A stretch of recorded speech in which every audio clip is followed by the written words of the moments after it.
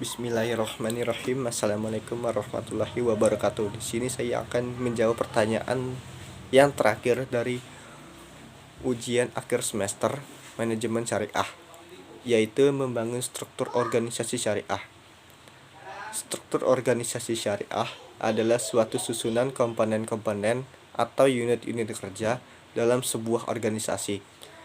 Struktur organisasi menunjukkan bahwa adanya pembagian kerja dan bagaimana fungsi atau kegiatan-kegiatan berbeda yang dikoordinasikan. Dan selain itu, struktur organisasi juga menunjukkan mengenai spesialisasi dari pekerjaan, saluran pemerintah, maupun penyampaian laporan.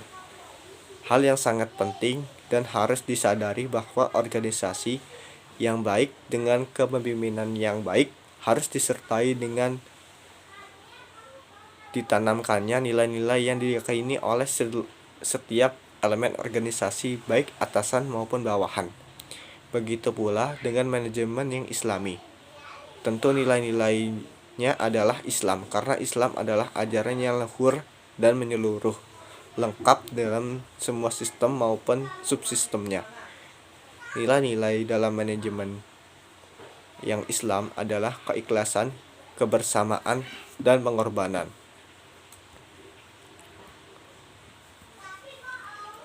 Sini saya akan menjelaskan dari keikhlasan. Dalam manajemen konvensional atau biasa, pada umumnya tidak memiliki nilai keikhlasan dalam setiap elemennya.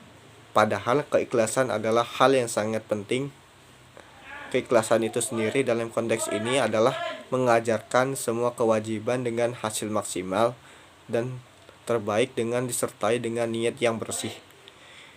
Beberapa pun nilai penghasilan yang didapat dari organisasi itu, seorang yang ikhlas akan tetap melakukan kewajibannya dengan maksimal. Bahkan, kebanyakan ada yang merasa bahwa sesungguhnya ia tidak pantas diberikan penghargaan sebesar yang ia dapat saat itu, karena mereka merasa pekerjaannya masih belum maksimal. Ia merasa nilai yang ia dapat terlalu tinggi. Ia akan terus belajar menjadi lebih baik untuk organisasinya. Pada umumnya, sifat seperti ini ada dalam organisasi dakwah, pendidikan, dan sosial. Bahkan terkadang mereka menganggap bahwa pekerjaan adalah sebuah dakwah dan jihad baginya. Berbeda dengan manajemen konvensional, seorang hanya bekerja sesuai dengan apa yang tertulis oleh job description, sesuai jabatannya, dan sesuai bayaran yang ia dapat, tidak peduli bagaimana hasil pekerjaannya. Lain dengan seorang yang ikhlas akan berusaha terus memperbaiki dan mengevaluasi kerjanya, menuju dengan hasil yang terbaik. Yang kedua, ada kebersamaan. Organisasi adalah teamwork, yaitu kerjasama antar setiap individu yang ada di dalamnya. Organisasi dapat kita analogikan sebagai sekumpulan lidi yang diikat menjadi sapu lidi, akan kuat dan tidak terpatahkan saat bersama, dan akan mudah dipatahkan saat sendiri. Kebersamaan dalam organisasi adalah hal yang sangat penting, yang jika tidak ada akan sangat merugikan atau merepotkan pimpinan organisasi. Meskipun berhimpun, tetapi dalam organisasi tidak ada nilai kebersamaan, maka sebenarnya sama saja sendiri-sendiri. Sama seperti yang ditulis di atas, pegawai hanya akan bekerja sesuai bayaran dan job description saja tanpa peduli dengan rekannya.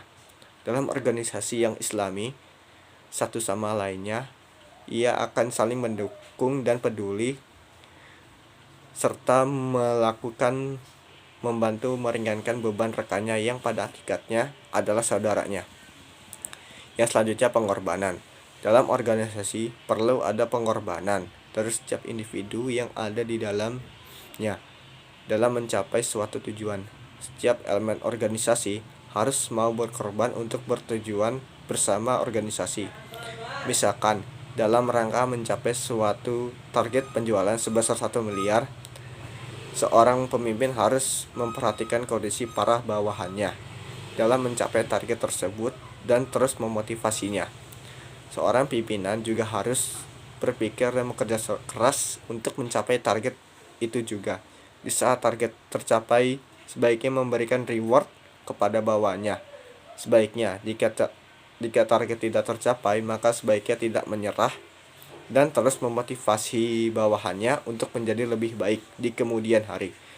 Seorang pemimpin dalam organisasi harus mau berkorban untuk organisasi, bukan malah memanfaatkan organisasi untuk dirinya. Sekian dari saya, jika ada kurang lebih mohon maaf. Wassalamualaikum warahmatullahi wabarakatuh.